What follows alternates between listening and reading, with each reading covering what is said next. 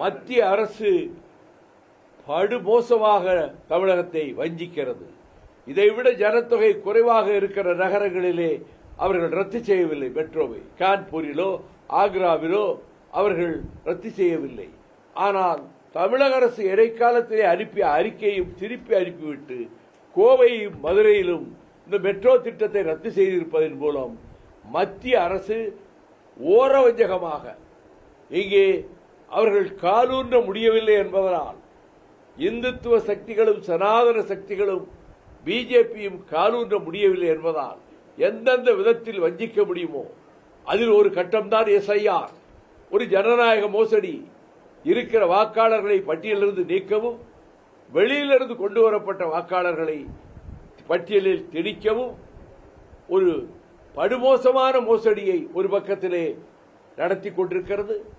தமிழ்நாட்டுக்கு அவர்கள் வஞ்சகம் செய்கிறார்கள். அதை ஏமாற்றுவதற்கு பாரதியார் பாட்டை இந்தியிலே எழுதி வைத்துக் கொள்வது, திருக்குறளை இந்தியிலே எழுதி வைத்துக் கொள்வது, 402 வரியை இந்தியிலே எழுதி வைத்துக் கொள்வது, அது இந்தியை சத்தம் போட்டு வாசிக்கிற பொழுது கொச்ச தமிழ்ல பேசுகிறார் நரேந்திர மோடி என்று இந்த நாட்டு மக்கள் நினைக்கட்டும் என்று இதையெல்லாம் சொல்லி நான் தமிழ்நாட்டு மேல ரொம்ப பற்று வச்சிருக்கிற மாதிரி ஒரு போலி நாடகத்தை பிரதமர் நரேந்திர மோடி நடத்தி கொண்டிருக்கிறார்.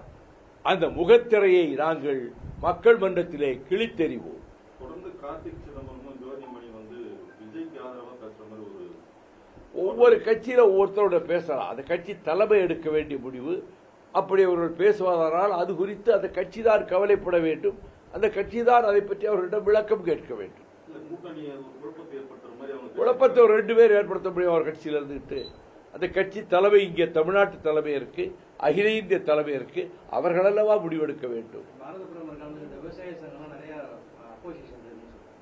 விவசாய சங்கங்களுக்கு எடுத்து 40 சங்கத்தை சேர்த்து நான் கூட காவிரி பாதுகாப்பு இயக்கம் நடத்துறேன்.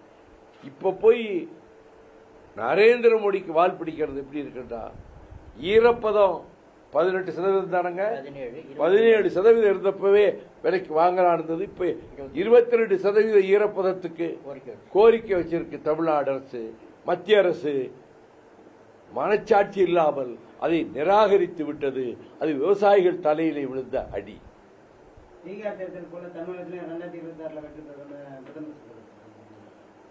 பிரதமர் பகல் கனவு காண்கிறார். பீகார் அல்ல Tamil Nadu. Tamil Nadu is not Bihar. History will prove him. நான் மதுரையிலும் திருச்சியிலும் இது குறித்த பதில்களை சொல்லிவிட்டேன். அது குறித்து எதுவும் நான் பேசுவதற்கில்லை.